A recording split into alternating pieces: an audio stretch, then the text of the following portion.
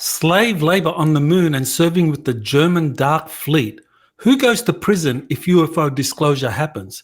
An upcoming book by Jay Stratton, a former senior Pentagon official, about his participation in official UAP investigations. President Trump's former national security advisor, Lieutenant General H.R. McMaster, jumps on the UAP bandwagon. Richard Doty's recalling of events surrounding the Cash-Landrum incident is evidence of the existence of alien reproduction vehicles. These and other stories on this week's Week in Review.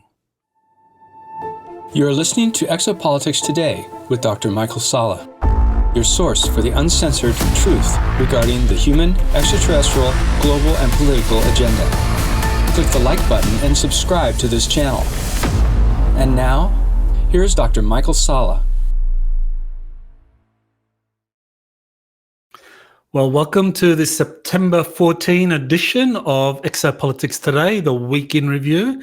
I want to thank people who have been watching the Patreon early drops, the live drops. They have been proven to be very popular. That way people get to see about 3 days earlier all of the interviews that I do for Exopolitics Today, and people can still watch the full version on YouTube and Rumble afterwards.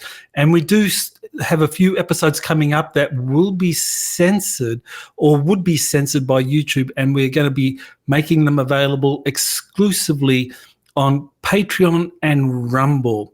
So the easiest way to watch all the interviews is to just join the Patreon, but otherwise you can still watch all the interviews just a few days later on YouTube and Rumble. So thanks for all of those that have joined. Your support really does make a difference. So thank you. So let's begin with the interview I did with Daryl James, and he worked, or he was part of the secret space program, the German secret space program. And let's take a look at what happened to Daryl. Well, Daryl served with the US Navy. He served for 7 years, and he was at a Royal Air Force base in Cornwall, England, called St. Morgan. I never heard of that before.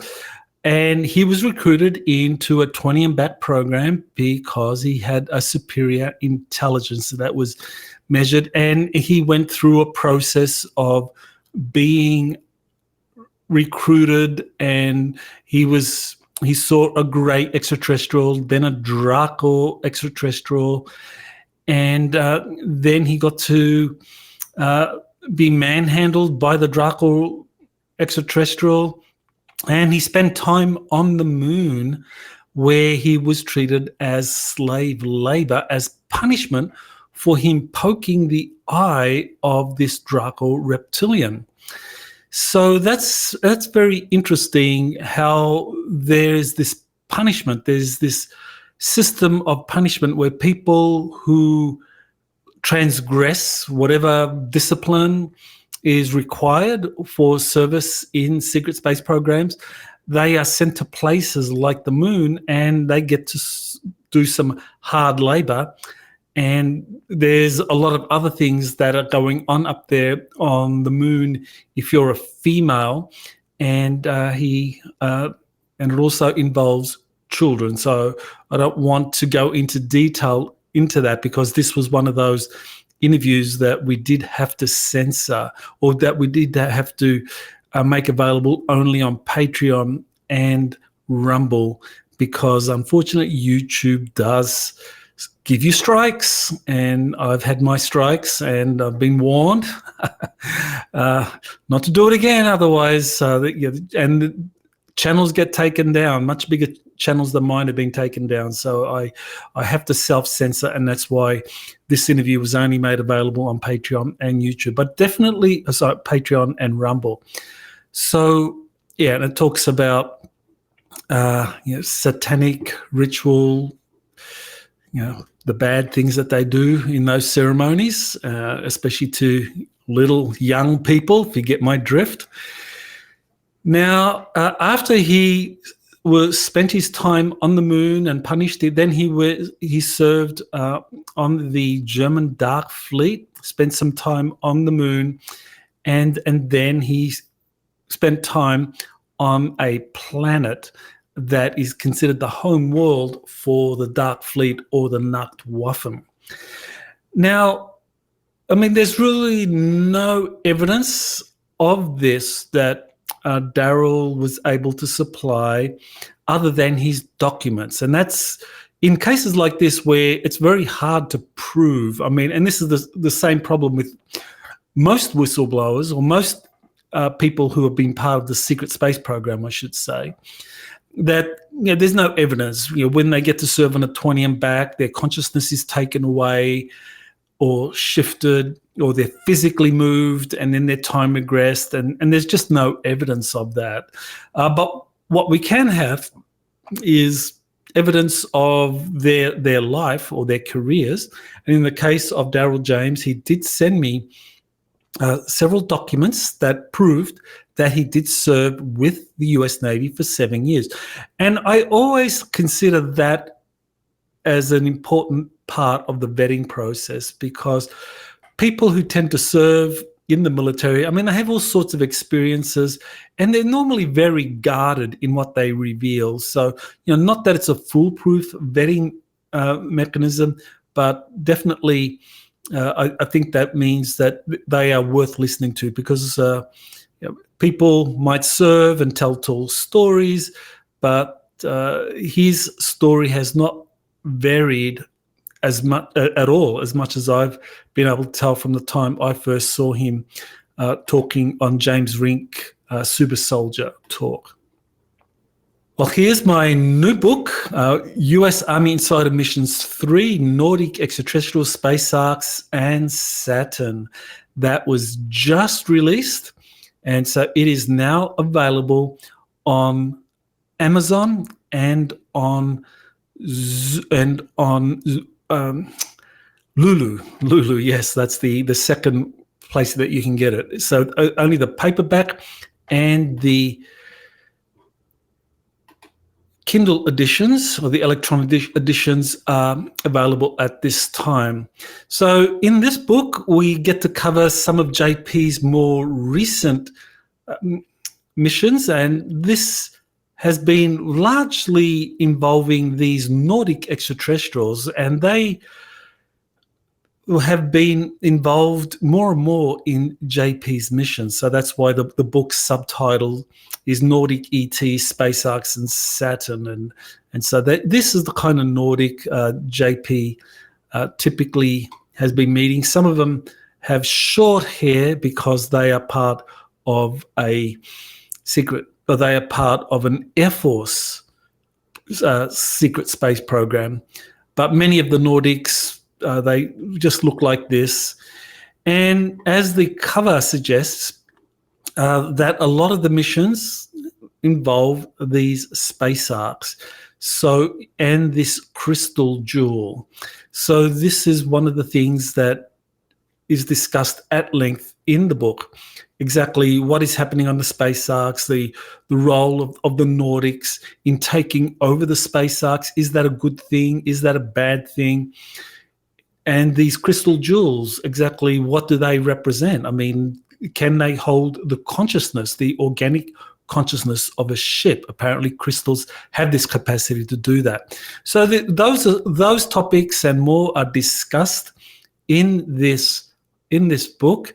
I also talk about one of JP's missions to the subterranean castle. So this is a mission that we covered earlier in the year. It's been fully transcribed, and I have commentary, and you get to look at some of the data associated with this possibility that this could be part of an initiative by the Earth Alliance to transition our global economies away from fiat currencies to gold-backed currencies. Apparently this is one of the kind of like goals of the Earth Alliance. So I talk about that in the book. So that and many more things are discussed. This is a very good complement if you've got the first two missions.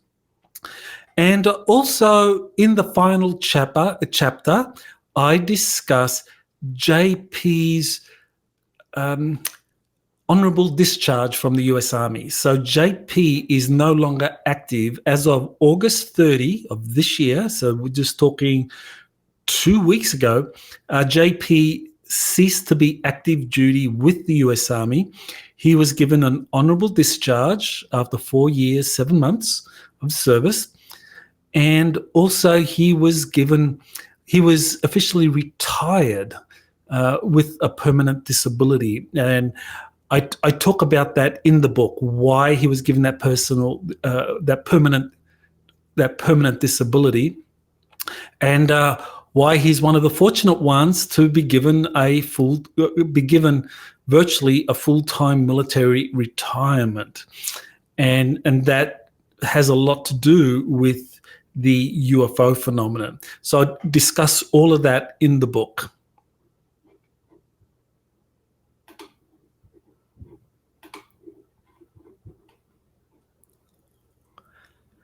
Now, here's a very interesting story. It asks, who goes to prison if UFO disclosure happens? So this is something that was raised in a roundtable discussion featuring George Knapp and Jeremy Corbell. And so here's an interview that they did, or that they were doing a roundtable discussion interview. So here, let's listen to what they have to say here. There's also a human element to it. I was told this by a congressional investigator who worked on the black budget many years ago. He says, look, he went out to Area 51. I gave him a briefing, go here and look around. He couldn't find what he was looking for, but he came back convinced it is real. We do have this technology. It's stashed away. And he said to me, look, when this comes out, people are going to go to prison. I think, a long time ago when this cover-up, our government cover-up started, there was probably a legitimate reason. We'd just come out of the World War II, Cold War was beginning. How do we tell the public about this? What do you say? Yeah. So we'll keep it secret. And since then, they've told so many lies to the public, to Congress. There's probably hundreds of millions of dollars from legitimate national security programs that have been absconded and moved into something else without permission. People would go to prison for this if it all came out. And I think that was part of what the Schumer legislation would have done, is given them an out. Like a whistleblower status. Straight up, Lockheed Martin. All right, so there you have a very interesting discussion, like what happens if disclosure happens and who's going to go to prison? Well, I thought that question is definitely worth pursuing. So, yeah, clearly lies being told about UAPs being real and craft being secretly recovered, lies are being told. Will people go to prison for that? And one of the things about who goes to prison is of course, the level of criminal activity that has occurred. Now, keeping a secret in accordance to non-disclosure agreements, I mean, that's not going to get you to go to prison. But some of these other things I think would get you to go to prison. So simply saying, well, UFOs aren't real when they are, extraterrestrial craft haven't been recovered when they have been. I mean, you can lie about that publicly, and you would probably not go to prison if you've signed a non-disclosure agreement. And this is one of the things about non-disclosure agreements, especially when it comes to unacknowledged special access programs, that you are required to put out a cover story. So if, for example, you're up there talking to members of Congress and they ask you, well, you were part of this special Pentagon unit, did you recover craft? And you say, no, I didn't, even though you did. And you've signed non-disclosure agreements. You are bound by a unacknowledged special access program, NDA, which requires you to go with the cover story, which is that you didn't. So, would a person go to jail for that? I don't think so. So these levels of just lying about these things, I don't think that would get you to go to jail. Reverse engineering has been successful. Alien reproduction vehicles, again, if you're part of a program and some of these alien reproduction vehicles are being flight tested and you're asked to testify about that, again, you could have signed an NDA that's part of a special access program, and you would say you'll go with the cover story that no, they haven't been successful. Now, this is where I think you're going to start getting into criminal activity. Number 4, abductions of civilians by non-human intelligence have occurred and been monitored by militaries in re-abductions, aka MILABs. Now, this is not so much withholding a secret that actually impacts national security, which is part of the whole reason why these unacknowledged special access programs exist. Here, you're talking about programs where civilians are being monitored as a result of whatever agreement to be abducted by grey extraterrestrials, maybe others, reptilians and so forth, and they have been subjected to medical experiments, genetic experiments, who knows what, or abused in some way. And this is all being monitored by the militaries. And then the militaries re-abduct these people, these unfortunate people, and subject them to trauma-based mind control so that they don't remember anything. Now, this is where I think you cross the line from just not telling the truth about something that could be legitimately regarded as a national security issue to actually criminal activity, where you are abusing civilians who have been abducted, or in the case of the grey abductions, you are monitoring this and doing nothing to stop it. Number 5, genetic, space-time, and other exotic experiments have been conducted on unwilling participants, including children. So there's places like the Montauk Project from 1971 to 84. These were experiments were conducted there, and as I recall, up to 10,000 children were used in those experiments over 13 years, and only a few of those children survived that. And that tells you how dangerous these experiments were. But they conducted the experiments on orphans, street children, children that if they went missing, there wouldn't be too much of a problem covering that up. And why children? Why pick children? Well, it was discovered very early on that when you're doing space-time experiments, it does things to the mind. And for an adult who's already gone through their full mental development, these space-time experiments can just make them insane. Whereas children, because their minds are still developing, they're able to walk through a space-time portal, appear on the other side, do what they're supposed to do, and then come back without their mind really disintegrating because of all of the things that they've experienced or because of the effects of these things. And genetic experiments were done on the children, and other exotic experiments were done. Again, we're talking criminal behavior. So if this sort of thing is disclosed, people will go to jail who are involved in that. Number 6, deep underground military bases have been epicenters for slave labor and a galactic slave trade. I already mentioned Daryl James. He was punished and placed in a slave labor camp on the moon. Tony Rodriguez, he was part of the galactic slave trade. He spent approximately 13 years as a slave in the German secret space program, and he met others that were slaves there for life.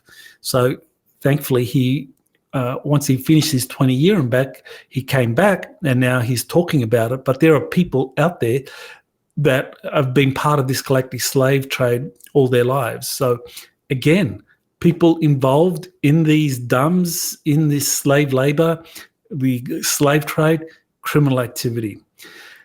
Secret space programs operate throughout our solar system with no accountability and transparency. So you have a lot of things happening on these secret space programs in the craft operated by the different programs, and there's no accountability. There's no transparency.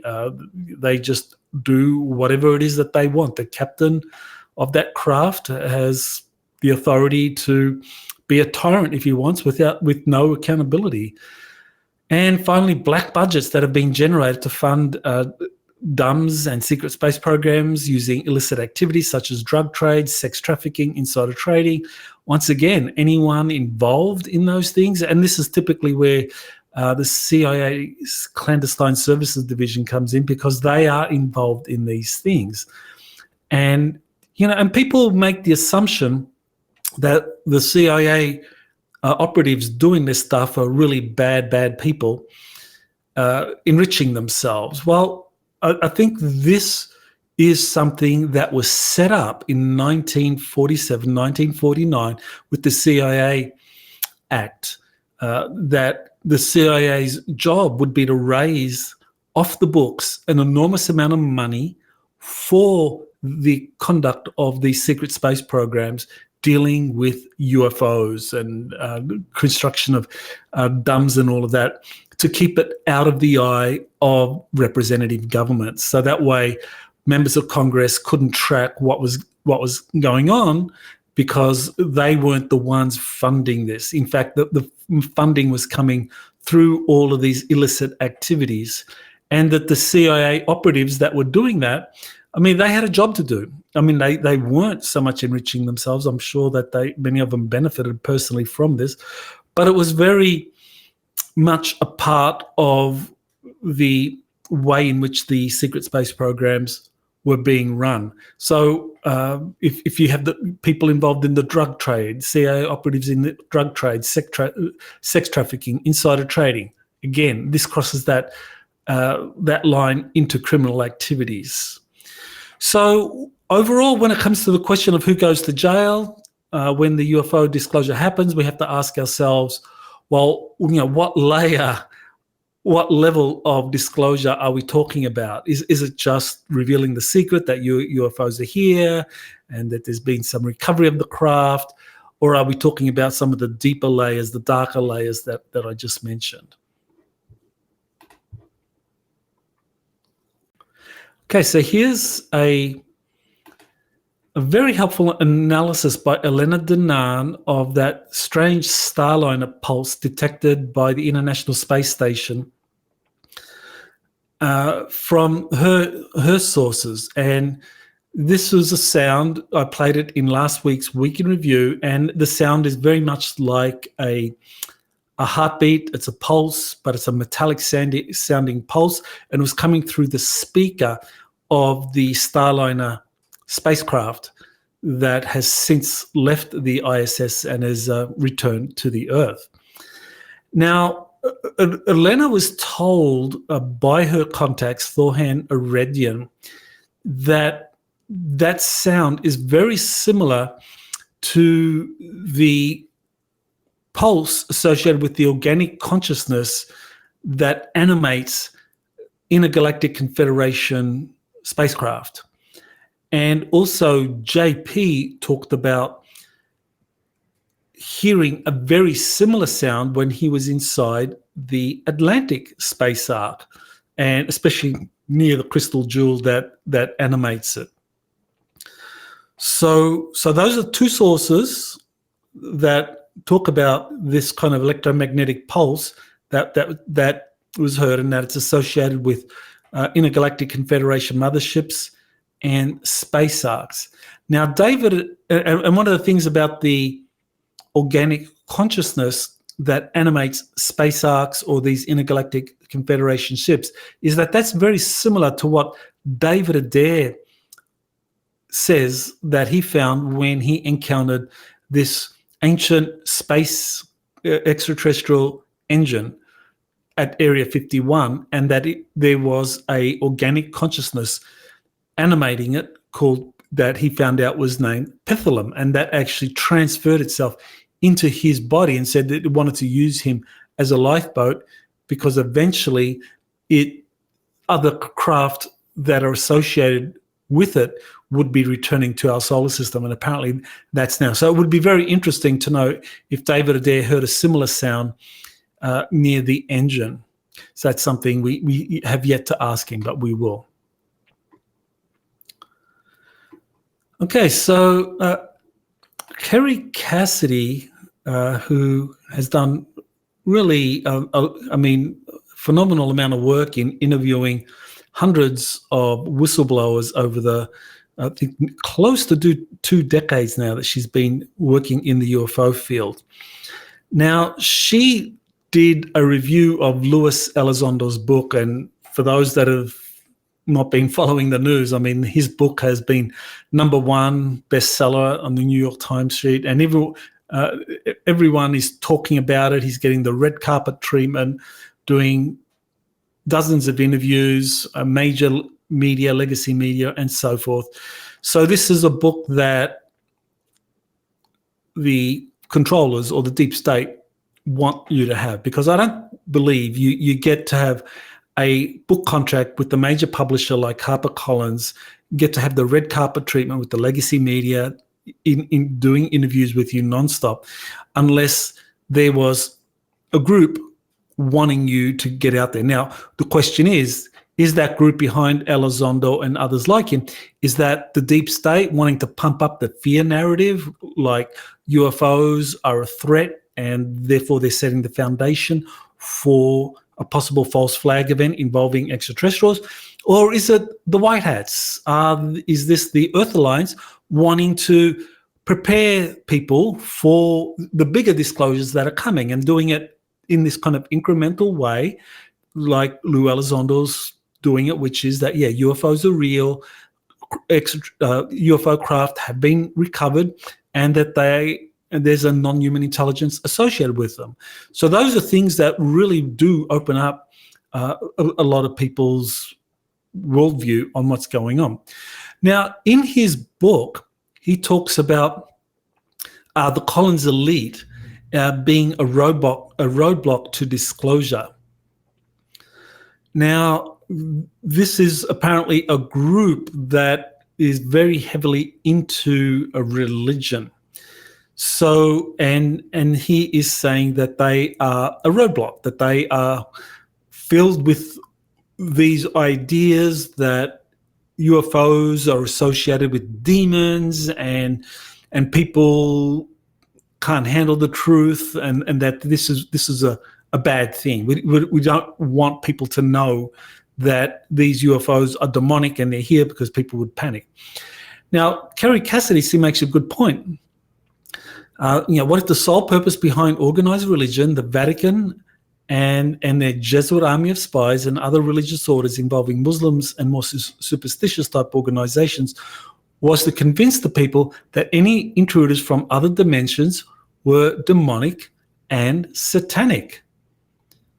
So that's very interesting. So what she's pointing to here is that there's a deflection happening, that the Vatican is wanting people to think, and this is the Collins elite that Elizondo is talking about, that's associated with this Vatican and Jesuit initiative to make people believe that UFOs are satanic. So let's go on. And she says that way the real bed of Satanism, the Vatican reptilian lair, simply directed the people away from the real Satanists, them, to other competing races and beings. I think this is a really very important point, and I totally agree with her, that this is a deflection, that what's happening is that, as she said, the real bed of Satanism is inside of the Vatican, the Vatican reptilian lair. And there's been, I've done webinars on this. There's been a lot of sources discussing the reptilian connection to the Vatican, and there's that reptilian-looking auditorium in Vatican City that has the shape of a reptilian being. Both the architecture from the outside and inside looks like a reptilian being. And there are people that have openly come out and talked about Satanism being practiced in the Vatican. Okay, so let's go on. Ones who were benign or even good and loving were targeted by this strategy, including others that had a darker agenda. So both positive extraterrestrials and negative extraterrestrials, they're all going to be tarnished by this broad brush that, while they're all demonic, because the Vatican and those associated with it, supporting it, the Jesuits, that they want to deflect that the real satanic element, the real demonic element, actually is already here. It seems that this strategy has been largely successful, and you are at the center of it. Okay, so that's, I think her point is correct, that we are at the center of this deception to make us think that demonic entities are out there, that UFOs are associated with these demonic entities, as opposed to these demonic entities actually having already infiltrated and taken over major religious organizations like the Vatican. And so, yeah, I believe Kerry's correct. The real aliens are already here, running the Vatican and the religious multitudes. The invasion already happened. Now, when did that happen? It happened a long, long time ago. There's a book called The Gods of Eden by William Bramley, and it goes back to Sumerian times, and it describes there how these extraterrestrials took over that society, and ever since. So the conclusion that emerges is that many UFOs being witnessed, aside from those belonging to secret space programs, belong to positive ETs here to help liberate us from the religious organizations run by the minions of negative extraterrestrial groups that took over centuries ago. So this is why this Collins elite, that's one of the agendas of this Collins elite. They are here to actually make it look like the positive extraterrestrials who have arrived and are trying to help liberate our planet, and they are in contact with thousands of individuals, even tens of thousands of individuals all over the planet, raising consciousness, sharing information. The Collins elite and the religious organizations and the deep state are terrified if people suddenly start to accept the arrival of these positive extraterrestrials. So they want to tarnish them with this broad stroke portrayal of them being demonic. Okay, so here's a interview I did on Conflict Radio tonight, with Conflict Radio, discussing secret space programs and my latest book on JP's missions to Space Arks, Inner Earth, and the Secret Space Program. A very interesting interview, just goes for an hour and a half, and I get to talk about some of these issues. I get to talk a lot about how to develop discernment when it comes to different extraterrestrial groups, that is very, very important, and people are going to need to do that. We need to be discerning. We can no longer afford to just accept any extraterrestrial being channeled or remote viewed. We need to be discerning. We need to question the agenda, because it's getting closer and closer to the time when there will be full disclosure. So we need to be very cognizant of the fact that there are many different extraterrestrial visitors. Some look very much like us, but that doesn't mean that they're going to be positive. You have to develop discernment. You have to develop a feel for who is genuine and who isn't. I mean, a good example, I think, is like you go to a used car lot and you want to buy a car, and the salesman comes out very, very friendly, very charismatic. Now, is he genuinely a good guy wanting to help you get a good car that will last you and your family for years? Or is he trying to sell you a lemon and make a profit? You have to be discerning. You have to tell the difference. You have to be able to develop that skill so that you can tell what are people's true motivation. And that comes with practice. It comes with being able to connect with your highest self and to tune in to that part of you that does have the answers to all of the life questions that you have. Because I do personally believe that any situation we as individuals confront, there is always an optimal path for us. And if we choose wisely and go within, connect with that higher self, that part of us which is connected to the greater infinite universal consciousness, then we'll get clear guidance.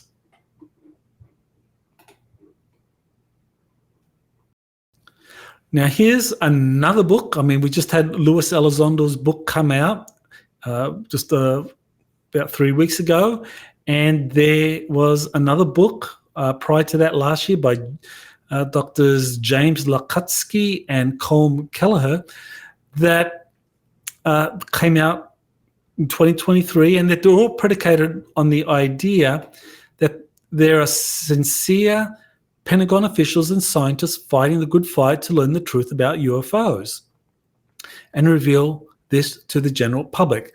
So those books have come out, and there's another one coming out by this former senior Pentagon official, Jay Stratton, and they are putting out this perspective that they are fighting the good fight to get the truth out.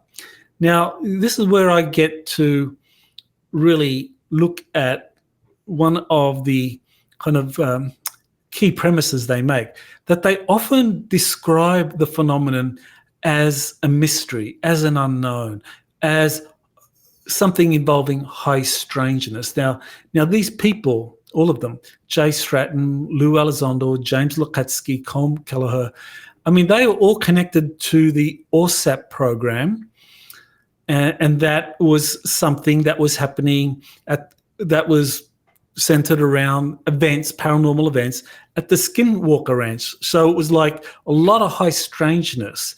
And in the literature that's come out around the Skinwalker Ranch, around the investigations of the UFOs and the paranormal, it's all based on this idea that we don't know what they are. And so you have them all citing Dr. Jacques Vallée on the unknown, mysterious nature of UFOs that the Pentagon is trying to understand. Now, Jacques Vallée, he is probably one of the most best-known UFO researchers. He wrote a couple of very kind of nuts and bolts UFO books in the 1960s, and then in the 1970s, he came out with his book Passport to Magonia, and since then he's done similar books that depict UFOs through this perspective that they're a mystery, they're unknown, they're full of high strangeness, they involve kind of higher dimensional, interdimensional entities, and so we can't know what's really going on. Now, in my view, this is a bold-faced lie, and I think, personally, I think Jacques Vallée knows that. I think he knows a lot more than he's saying about what's really behind the UFO phenomenon, and that's based on the testimony of William Tompkins, who actually did say that Jacques Vallée in the 1950s, 1960s, he was a full-blown contactee, that he actually met with extraterrestrials, with a federation. And so if that's true, and Jacques Vallée has disputed that, he has said Tompkins is incorrect and that's not true, but Tompkins did say this, and I think the recently departed Dr. Robert Wood supported Tompkins in that statement, and there's evidence that Tompkins had about these meetings that Vallée attended back in the 50s and 60s. So it's disputed, but I certainly think that Vallée knows a lot more than what he's saying about UFOs. And you look at his career path, there's a lot there that can be unpacked that suggests that it's more than just, well, UFOs are an unknown mystery and we've got to explore all the possibilities. It's like, no, he knew that they are visitors from distant worlds, they're extraterrestrials arriving here with advanced technologies, and that they're here to share their technologies, and that there was a race between different governments to acquire these technologies, reverse engineer them, and build secret space programs and fleets and so forth, and that he was a part of all of that. So, yeah, that's what I believe based on what William Tompkins told me. Now, the other thing about this perspective that we're getting from these people like Lou Elizondo, James Lokatsky is that, well, UFOs are a mystery. We don't know what they are. They're an unknown. We do know that there's a non-human intelligence involved, but we don't know if it's from the inner Earth, from another dimension, or extraterrestrial. Just it's not known. Well, what we do know is, as I just said, that they've been visiting us since the 40s. Agreements have been reached with extraterrestrial visitors and inner Earth civilizations in the 1950s. Agreements were also reached with a breakaway German faction in Antarctica with advanced flying technologies. I mean, this is really Exopolitics 101. Once you begin to investigate and listen to the different whistleblowers and the insiders, you know that, yeah, agreements were reached, contact was made. And this is being revealed by hundreds, even thousands of whistleblowers and contactees since the 1950s. Now, this is where you get this kind of approach where many of these whistleblowers and many of these contactees, their testimonies are regularly dismissed as anecdotal, unsubstantiated conspiracy theory. And that what we're witnessing now is Stratton, Elizondo, Colm Kelleher, Gene Lukotsky, that they're part of this effort to put out credible UFO, UAP information based on official documents and a restricted number of credible whistleblowers. And so what you're having here is a kind of like a weeding out, or an attempt to kind of like filter out people who have much more substantial testimonies about these secret agreements, about extraterrestrials visiting us, but instead relying on a smaller pool of whistleblowers and insiders who are saying, yeah, these UFOs, these UAPs, they're a mystery. We don't know what they are. Some have been recovered, and non-human intelligence is associated, and they seem to be a threat because they're in our airspace, and that is the kind of like that pretty much encapsulates the full spectrum of what they believe is credible. And all this other avenues like the secret agreements, the extraterrestrials coming from different star systems and so forth, that's all kind of like routinely dismissed, even though there's hundreds, thousands of insiders talking about that. So I think what we're going to get with this new book that's coming out by Jay Stratton is likely to be more along the lines of a limited hangout, similar to Louis Elizondo's book and the other books. I mean, to be fair, I haven't read the Lukotsky book, but I have looked at I've listened to some of the interviews and the reviews, and they seem to be pretty much in the same track of saying that all this is an unknown mystery of high strangeness and involving interdimensional phenomena. And Jacques Vallée's book is Passport to Magonia and subsequent writings is really fantastic because that summarizes the problem that we face. So, I think that's bullshit. That's crap. I mean, I think it's been known for decades exactly what they are, and deals have been struck, and you have people, some of them who have been playing this role of covering it up for decades. Okay, so here's a new banner. This is for the new book series. So what happened was that books 1 and 2 of this U.S. Army Insider Mission series was originally published as books 8 and 9 in the Secret Space Program series. But once the third volume came out, I realized that it was about time that I have to dedicate a new series to JP's missions. And so that's what's happened.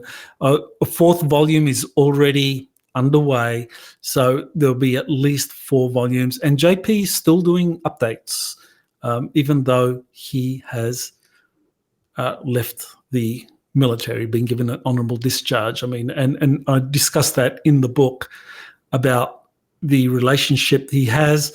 And there's a new update coming out, probably be next week. We're hoping it'll be out Thursday of next week. And for those that are part of the Patreon channel, you can look forward to watching that on Monday. It'll be released on Monday. There'll be the live drop on Monday afternoon at 4 p.m.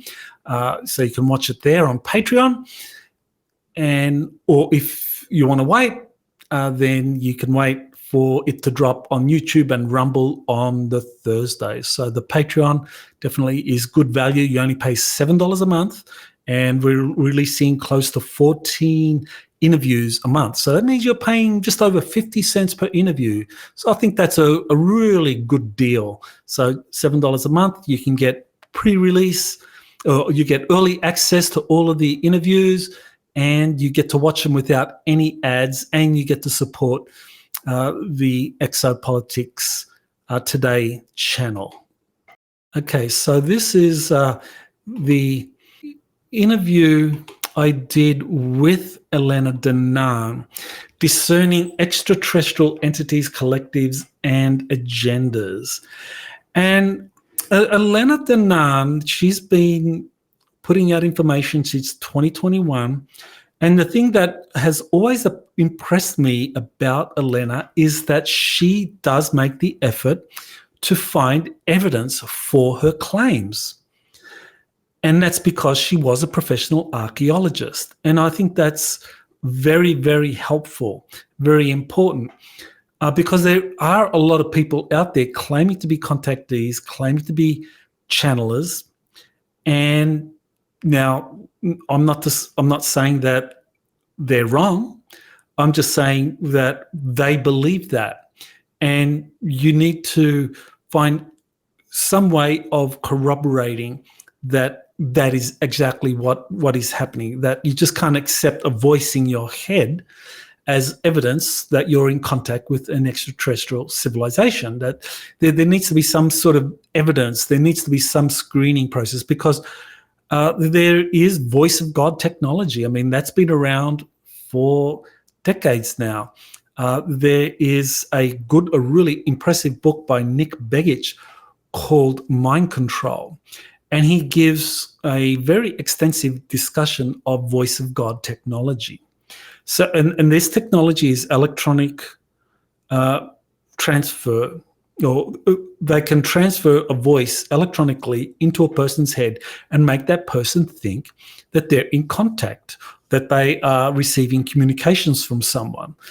And so you need to just be aware of that. And what you need to do, I already mentioned, is to be able to go within, connect with the higher self, connect with that part of you that is a kind of fractal of the entire universe, of the omniverse, because that will have answers to such questions of like, is this voice I'm hearing genuine or not? I mean, I experimented with some channeling 10 years ago, or actually more than that, like 15 years ago. I just let it go, and something was coming through and it sounded intelligible, but I had no way of confirming that, okay, am I truly channeling some entity, or is this just my subconscious putting out information? I had no way of telling. So I never did anything with that information and didn't pursue it because I couldn't separate the two. So yeah, this is where you need to be discerning. And we also need to be very discerning about different extraterrestrial entities. I mean, there's, of course, the Greys. We know what they're doing, how they're abducting people, and the Stockholm Syndrome often happens with the Greys, that people that are abducted very quickly come around to promoting the agenda of the Greys, which is like, we are we are you from the future.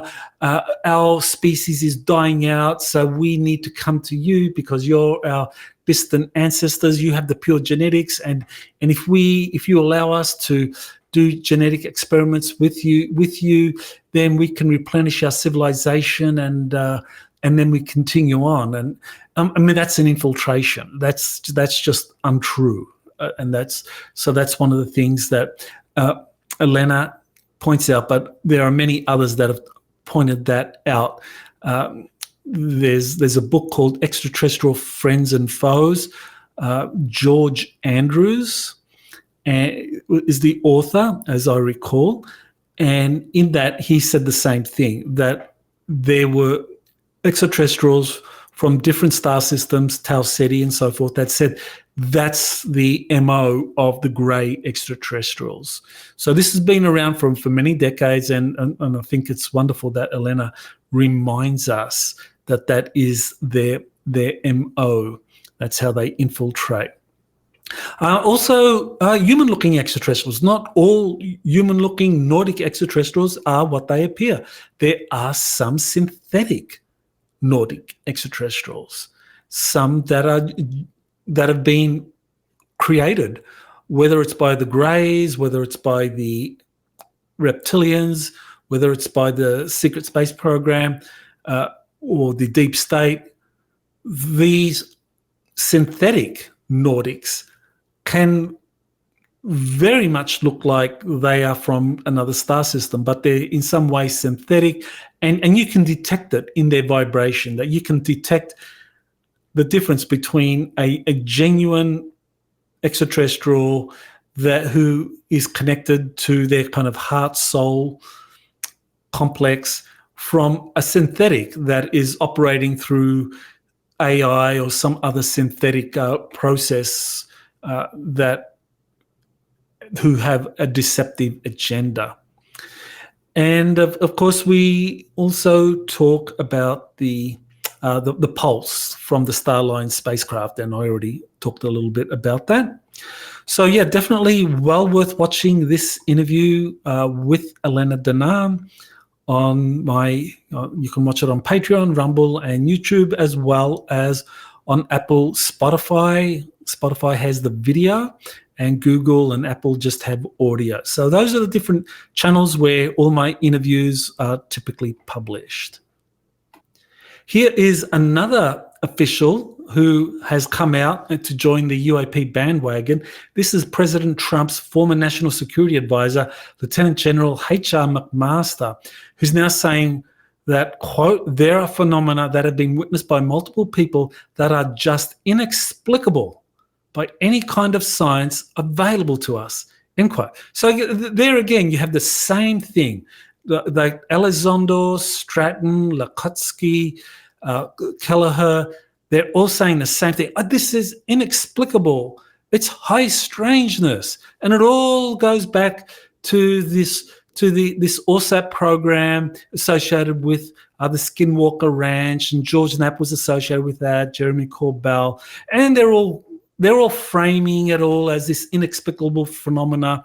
And those of us, and I include people like Dr. Stephen Greer, myself, many others, saying that no, these craft are extraterrestrial, they've been recovered, they've been reverse engineered by top corporations, alien reproduction vehicles have been developed, they're being deployed, and now we have secret space programs up there, and many of the craft we see up in the sky are a mixture of secret space programs and genuine extraterrestrial craft. We are considered to be sensationalists.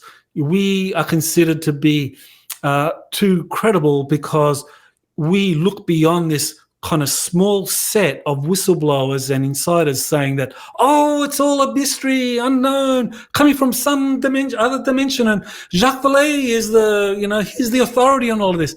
I mean, that's BS. I mean, this phenomenon from the 1940s and 50s was known to be extraterrestrial. It was known to involve visitors from other star systems and beings extraterrestrial or beings from the inner Earth, crypto-terrestrials. And agreements were reached, cover programs were developed. And so it seems that what we are witnessing now with more of these kinds of officials coming forward is that they're giving kind of like a lot of credibility to this idea that these UFOs, these UAPs are unknown and that they're a national security threat. Again, it comes down to, well, are they really trying to prepare us for a false flag event because all they're talking about is, well, they're an unknown national security threat? Or is this part of the process of awakening people? It's a limited hangout, but the white hats are allowing it because it's like, okay, well, you've got to start somewhere, and it's a good place to start. I will agree. It's a good place to start. You don't want to tell people, oh yeah, extraterrestrials are real, and by the way, they've infiltrated our society. Some of our national leaders or military leaders may actually be extraterrestrials in disguise, or they may be synthetic beings. You don't want to go down there because that will panic people. You probably want to start off as we are witnessing and then build on that. But I don't know if these guys, people like H.R. McMaster, truly are going to be revealing the truth as opposed to just, setting up some deep state operation that they are involved in. So, yeah, as I say, we are watching the rollout of a limited hangout with a few disclosure carrots to misdirect the masses. So that's, I think, what is going on here. Okay, so here is a good example of the kind of information that is out there that is being ignored by these people like Lukotsky, Luis Elizondo, Jay Stratton, this McMaster. It's this Cash-Landrum UFO incident from, I think it was sometime in the 1980s. And this is where a diamond-shaped craft appeared, and then it was followed by a number of helicopters. And there was a family in a car that got out and looked at this this diamond-shaped craft that was spewing out fire, and they suffered radiation poisoning. And so they went to court, they sued the Pentagon, and eventually they lost the case. Now, in this interview with us, Dr. Stephen Greer, who I still think he is head and shoulders above this crowd of researchers or witnesses like Luis Elizondo and Lukotsky, Kelleher, and many others that are really getting the red carpet treatment, whereas Greer is being ignored. And he's being ignored because he's much, much closer to the truth, as I was saying, that these are extraterrestrial craft that have been shot down, recovered, reverse engineered, and they have been building alien reproduction vehicles. And this is an example of an alien reproduction vehicle, or a craft, or an extraterrestrial craft that is being flight tested by a secret space program. So in this interview with Richard Doty, who is himself a very controversial figure, some people say he's a liar, and he did work for the Air Force Office of Special Investigations, where he was a liar. I mean, that was his job, to lie, to misdirect, to put out this information. Now, the question is, since his retirement, is he continuing to be on the payroll? Is he putting out 80% of the truth, 20% of the lies, 50% truth, 50% lies? We don't know. I mean, these people are very well trained to put out this information. But I think in this case, with the Cash-Landrum incident, I mean, it's a very solid case because you had 3 witnesses. They suffered radiation burns. And he says in this interview with Dr. Greer that he was part of the debriefing of the pilots of this craft. And he said, yeah, it was very real. It was being flight tested. So definitely, if you haven't watched this interview yet, it is well worth watching. Right, so that is it for this week, for the Week in Review. As I mentioned, next week there will be there'll be a update by JP that'll be coming out. That'll be released on Monday through Patreon, and then YouTube and Rumble and the other channels on the Thursday. So thank you for listening, and I look forward to seeing you next week. You have been listening to Exopolitics Today with Dr. Michael Salla. Please remember to like, share, and subscribe to this channel. Join or start a conversation in the comments. Take the time to explore the vast library of best-selling books, webinars, and podcasts by Dr. Salla. Visit exopoliticstoday.com.